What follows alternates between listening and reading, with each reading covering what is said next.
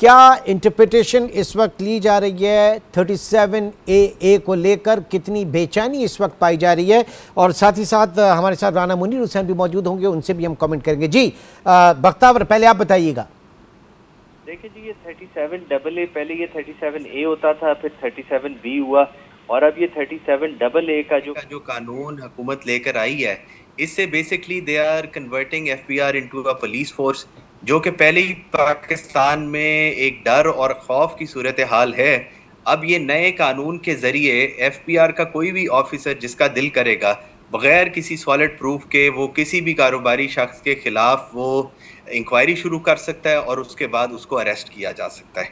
देखें जी, पूरी दुनिया में जो है लॉ ये होता है कि हर किसी के पास अपने कॉन्स्टिट्यूशनल राइट्स ना सिर्फ बल्कि फंडामेंटल राइट्स होते हैं कि जब तक कोई भी इंसान गिल्टी ना कंसिडर हो, उसके पास राइट ऑफ अपील होता है और आप उसको गिरफ्तार नहीं कर सकते।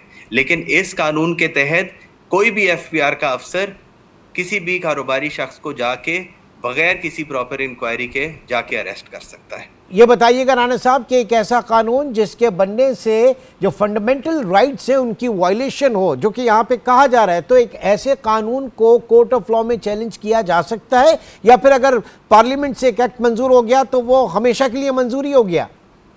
नहीं, ऐसा नहीं है। ये जो फंडामेंटल राइट्स हैं उसके अगर कोई ऐसा लॉ हो जो उसको वायलेट करता हो, तो ये कोर्ट के पास है कि वो उसको स्ट्राइक डाउन कर सकती है। तो इसलिए इस लॉ को जो है उसको चैलेंज तो किया जा सकता है, लेकिन मैं इससे पहले थोड़ी सी इसकी बैकग्राउंड बताता हूँ कि ये लॉ आया क्यों। हाँ। हुआ ये था कि इससे पहले भी सेक्शन 37 मौजूद था और उसमें ऑफिसर्स के पास ये पावर थी कि वो किसी को अरेस्ट कर सकते हैं। तो इसमें कुछ लोगों को अरेस्ट किया गया, तो वो लोग जो है वो चले गए हाई कोर्ट में चले गए, और हाई कोर्ट ने ये होल्ड किया। ताज इंटरनेशनल का केस बहुत मशहूर केस है, उसमें हाई कोर्ट ने ये कहा कि जब तक आप किसी की लाइबिलिटी जो है वो फिक्स नहीं कर देते और उसको वो फाइनलिटी अटेन नहीं कर लेती, उस वक्त तक आप किसी को अरेस्ट नहीं कर सकते।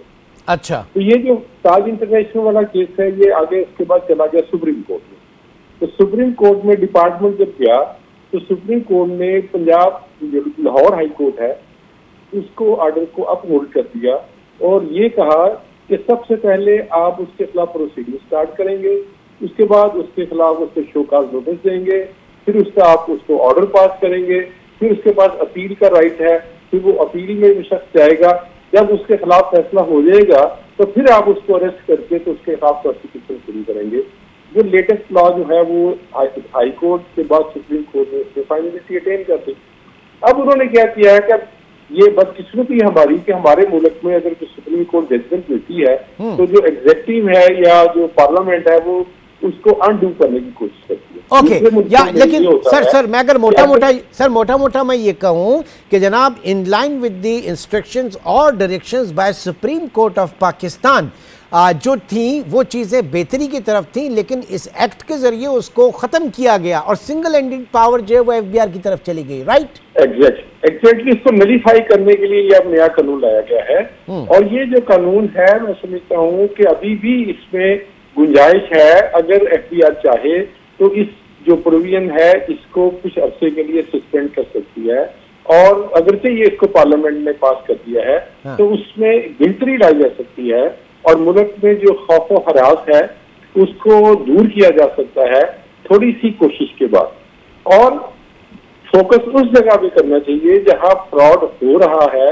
जो लोग टैक्स नेट में नहीं है बाहर बैठ के हाईजैक करते हैं सारे FBI को सिस्टम को, और जिसमें जो बहुत सारे जो लोग हैं FBI के वो खुद उसमें शामिल होते हैं, तो उनको ऊपर जो है वो उसके ऊपर कुछ चेक इस तरह का स्ट्रांग लगाया जाए कि ये फ्रॉड हो ना सके, बजाय इससे कि आप लोगों के बिजनेस जो है उनको तबाह कर दें, उनको सफर करें, और जिस तरह अभी जो प्रेसिडेंट साहब कह रहे थे कि लोग मुल्क छोड़ के भाग जाएं, इस तरह की सजा पैदा नहीं होनी चाहिए इस पर। अदरवाइज बहुत ज्यादा अच्छे तरीके से अब कंप्यूटर का सिस्टम है और उसमें टेक्नोलॉजी का सिस्टम है, टेक्नोलॉजी इतनी एडवांस हो। बराए मेहरबानी होल्ड कीजिए। ठीक, टेक्नोलॉजी जो है वो काफ़ी एडवांस हो चुकी है और उससे इस सिलसिले में फ़ायदा उठाया जा सकता है।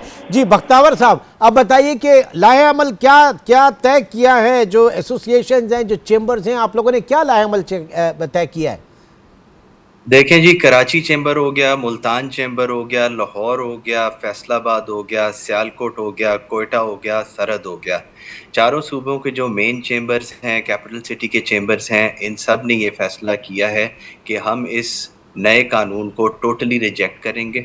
19 तारीख की कॉल दे दी गई है कि हम स्ट्राइक पे जाएंगे। पूरे मुल्क को हम जो भी इकोनॉमिक एक्टिविटी है उसको हम होल्ड पे लेकर आएंगे।